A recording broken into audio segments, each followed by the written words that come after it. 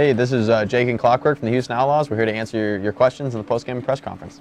All right, the first question is, Volskaya, what was the difference between the 3-minute struggle to make progress on point A and the 2-minute blazing map finish?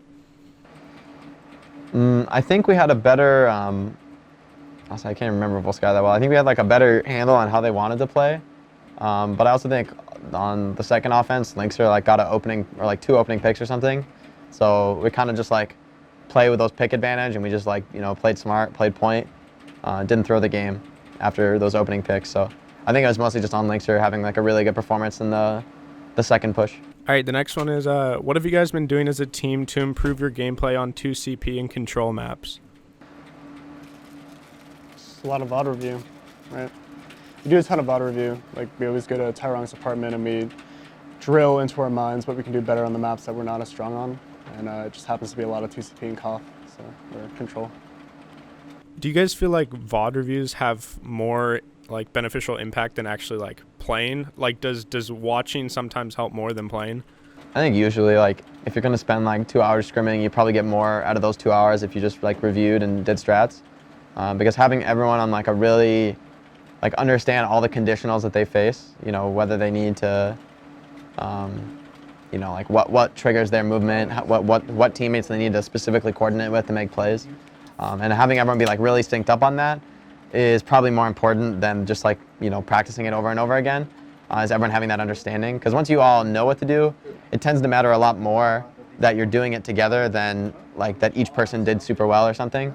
Like execution usually is second to just like being on the same timing, everyone being on the same page, as opposed to like individual performance.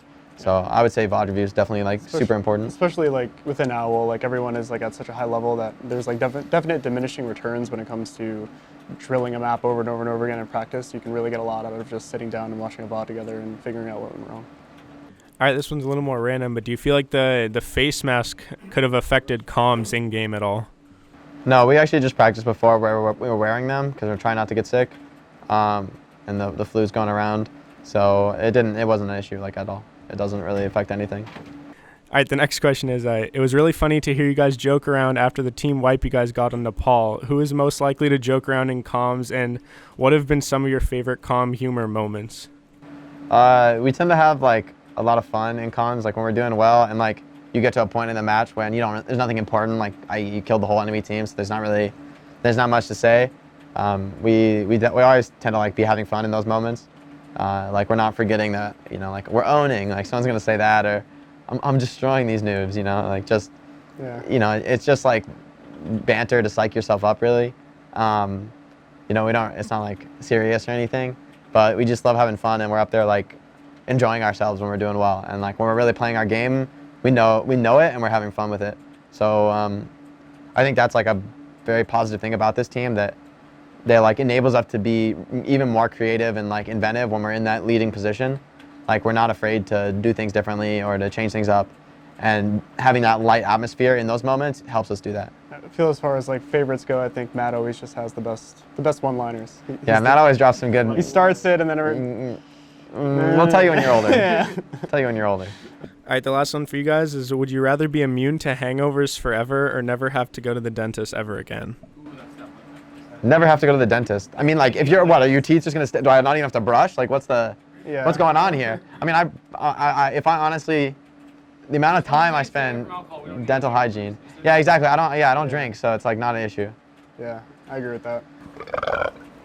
Oh. I can taste that. It was root beer, you smell it? Yeah, I can taste it. I can taste it. Take your time, John. Can you help him read? I got the questions. Yeah, but can you read it? Yes. I'll read. Oh, you can. Okay, the first question is, what do you guys think you can improve on when it comes to communication in game? I think more and more recently, our biggest problem in communications has just been the level of hype we get to, and it's not good.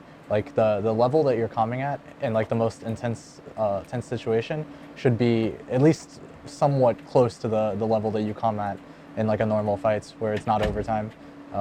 When you start yelling and stuff, it gets a lot more cluttered and a lot harder to focus on the things that you actually need to focus on. It's really hard to like replicate it too. Like you can't fix it. It's really hard to fix in practice because like it doesn't happen in practice. Because you don't get hype in practice. You don't like care about overtime in practice. So like it's definitely something that like, we have to figure out how to fix without actually practicing fixing it. Like, why does it become an issue? Is it just everyone's yelling over Just the top of adrenaline. everyone? Yeah, it's just adrenaline. Like it's a map 5. It's super close. Oh my, oopsie. Fine. It's super duper close. And everyone's like worried about, you know, C9ing the worst possible outcome. Everyone is really close to ult and wants that extra bit of healing to make sure that they stay alive, and it gets really hectic. Do you think that like other teams struggle with that same thing? Like, couldn't you assume that like the other team is yelling just as much? I would be surprised if there was a team that didn't struggle with it, at least to an extent. I'm sure there's teams that are better at dealing with it than others, but that's something that I think we need to work on. All right, the next one is, would you be a member of Overwatch, Blackwatch, or Talon? I don't know what any of those words mean. Probably Blackwatch. Maybe Talon.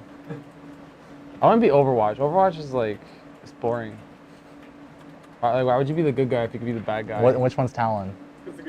Talon's like, Talon's like the actual evil guys. Blackwatch is like the Black Ops, top secret Overwatch Oh, guys. that And sounds Overwatch cool. is like the good guys. I want to be Blackwatch Yeah. then. I'm Blackwatch is like Reaper and Blackwatch is Sombra like and is shit. the mission, right? Yeah, like Yeah. Reaper, Oh, yeah, McCree, hell yeah. Genji, Oh, hell yeah. Blackwatch, Genji. Let's not go, regular champ. Genji. Consider me Blackwatch Sombra, now. Widowmaker. Whatever that means. All right, the next one is for Cool Matt, but since he's not here, maybe you guys have something to say. Tips for D.Va's defense matrix to get the most out of it. Eat pulse bombs. Forehead. Just eat their pulse bombs. Lol. Just eat the grab, Graviton's forehead. forehead. Eat the Grav's forehead. All right, why do you guys perform so well against teams considered the best, but lack against other teams? I think that's like a generalization that's like kind of unfair. Like, I feel like most of our losses, we like after we lose, we look back on the week and we say like, you know, maybe we didn't like put in enough work, or maybe we didn't like care enough, or maybe like everyone didn't do enough that week. And I feel like that week, like this week, that was definitely not the case. I think last week we could have made that case. I mean, we kind of got screwed last week. Like I forgot actually that like the Texas trip was like literally like 2 or 3 weeks ago, and like Jake and Rockets were on the Today Show like last week or something, or a week and a half ago. So it's like it's hard some weeks to like know. Time flies, and like you have to kind of keep the same momentum every week, or else you like fall behind. And if you fall behind for a week, then you're just infinitely more behind the next week. But right now we don't feel like we're behind, or I don't feel like we're behind. I feel like we're on track. I just feel like we got the hardest schedule of any team in the Overwatch League for Stage 3 opening. So it's like we probably, I mean, we could be 3-1 right now if we had one Oasis, and that kind of sucks like in retrospect. But at the same time, it's like the takeaway is look how close we are, and like we just have to be at this level for the rest of the stage, and we'll start pulling out like a lot of wins, and hopefully like a lot of wins in succession. All right, the last question for you guys is, who's your favorite team to play against and why? Probably Dynasty, if I had to guess. Yeah, I don't know. If I had to pick a favorite team, I don't really have one, but I guess the pick would probably be like Spitfire or something, just because everyone thinks the Jester is like undeniably the best main tank, and it's fun to play against that. Thanks for watching the Houston Outlaws press conference. Unfollow John on social media, and please follow this channel. Hit the like, subscribe button, and thank you. All right. That was good. That was good. Yeah, fuck you, John. Follow John.